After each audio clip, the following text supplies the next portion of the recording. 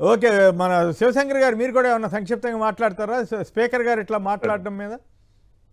సరే, ఇది తీవ్రంగా ఆక్షేపించదగినటువంటి విషయం. ఎందుకంటే దొంగల్లా అని మీరు వాడారు. అంటే దొంగల్లా అంటే ఏమన్నా తాళం వేసుకొని వెళ్ళిన తర్వాత దొంగ తాళం తీసుకొని వెళ్ళేసి లోపలికెళ్ళి పెట్టారా? లేదా బీరువాలో దాచుకుంటే ఏమైనా తీసుకొని వచ్చారా? అసెంబ్లీ రిజిస్టర్ బుక్ ఎక్కడ ఉంటుంది? మిగతా వాళ్ళు ఎక్కడ పెడుతున్నారు అనేటువంటిది బయటే మెయిన్. ఉంటది కదా! బయట అసెంబ్లీ సభలోకి వెళ్ళేటప్పుడు స్టార్టింగ్ లోనే ఉంటది. గేట్ దగ్గర, అది ప్రతి గుమ్మం ఒక్క దగ్గర ఉంటది. సభ్యుడు పెట్టేదే.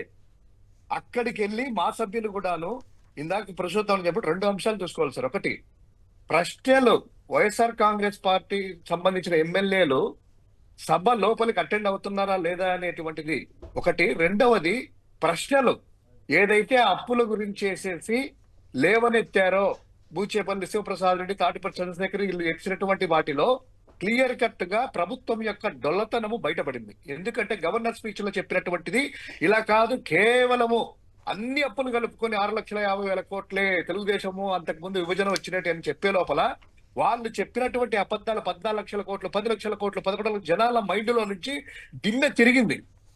అరే ఏంద్రా ఇంత అబద్ధాలు చెప్పారు, అసెంబ్లీ సాక్షిగా వాళ్ళ మంత్రి చెప్పినారు. ఆ రోజు నుంచి వీళ్ళు ప్రశ్నలు అడగడం వల్ల కదా, వీళ్ళని ఇన్సల్ట్ చేస్తే నెక్స్ట్ టైం ప్రశ్నలు అడగడానికి కానీ అనేటువంటిది వాళ్ళకి. ఆ ప్రశ్నలకి వేయడానికి వెళ్ళినప్పుడు సభలోకి మీ ఆఫీసర్ అధికారులు అక్కడ ఉంటారు కదా, ప్రతి ఒక్క అధికారి రిజిస్టర్ దగ్గర ఉంటారు, సంతకం పెట్టండి సార్ అని చెప్తా ఉంటారు వెళ్ళినోళ్ళందరికీ కూడా. ఆ తరంలో బాగా పెట్టండి సార్, ప్రశ్న వేయాలంటే ఇక్కడ మీరు అసెంబ్లీకి వచ్చినట్టు రిజిస్టర్ లో ఉండాలి అనేటువంటి ఉద్దేశంతో అడిగేప్పుడు ఆ సంతకం పెట్టేశారు. సంతకం ఏది? మీరు వెళ్ళేసి లేకపోతే మీ యొక్క ఛాంబర్ లో ఉంటే ఆ ఛాంబర్ లకి ఎవరు లేనప్పుడు ఏదైనా అటెండర్ కి రిక్వెస్ట్ చేసుకుని పెట్టారా?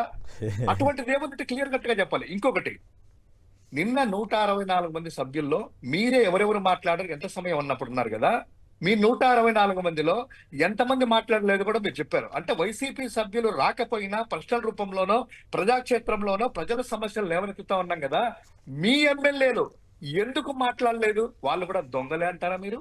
ఇంకొకటి, గతంలో నేను కూడా చూశాను సార్ కొన్ని పత్రికల్లో, పాత పత్రికల్లో మీలాంటి రిజిస్ట్రేషన్ లో ఎన్టీ రామారావు గారు సభలోకి వెళ్లకుండా కూడా రిజిస్టర్ తన దగ్గర పెట్టుకునేసి రిజిస్టర్ సంతకం పెట్టే వాళ్ళని విన్నాను.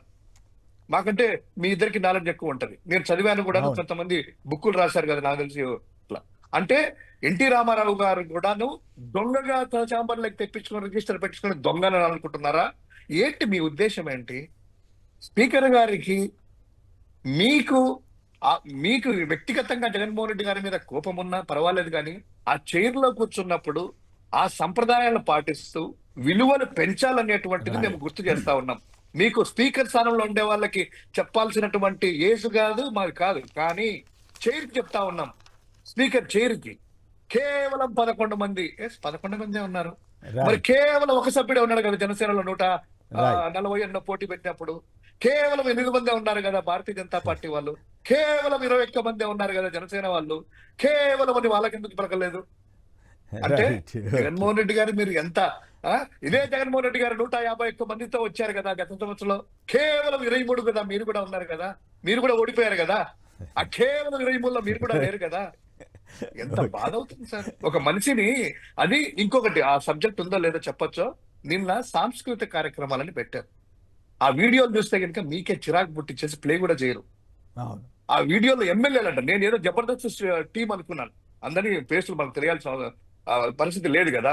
ఎమ్మెల్యే లేదా వేషధారంలో ఉన్నప్పుడు జబర్దస్త్ టీమ్ స్కిట్ వేసినట్టు అక్కడ ఎవరో అది అవసరం లే లే లే లే నా రాజా అని వాళ్ళ సాంగులు అది చూస్తే జగన్మోహన్ రెడ్డి గారిని ఇది ఒకటే ఎక్స్ప్రెస్, ఆడా 11 గాడా 11 గాడా అంటుంటే ఒక లేదు సార్, చాలా బాధగా చెప్తున్నాను.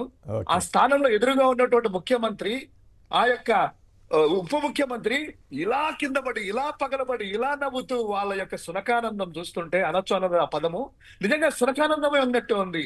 ఒక వ్యక్తిని, ఒక మాజీ ముఖ్యమంత్రిని, శాసనసభ్యుడిని మీరు ప్రతిపక్ష నాయకుడు ఇవ్వకపోయినా కూడా ఆయన మాజీ ముఖ్యమంత్రి, అటువంటి వ్యక్తిని కిండెల్ చేస్తా ఉంటే, ఇకలు పక్కపక్కలు నవ్వుతా ఉంటే ఏంటి ప్రజాస్వామ్యం?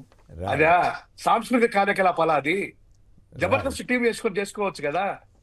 సభ్యులు మాట్లాడే మాటలేనా? వాళ్ళు శాసనసభ్యుల పైన ఉండేవాళ్ళు, మాట్లాడేది ఒక శాసనసభ్యుని. ఇది సమాజం హర్షించదు. ఖచ్చితంగా తగిన గుణపాఠము, మూల్యము చెల్లించక తప్పదు. రైట్.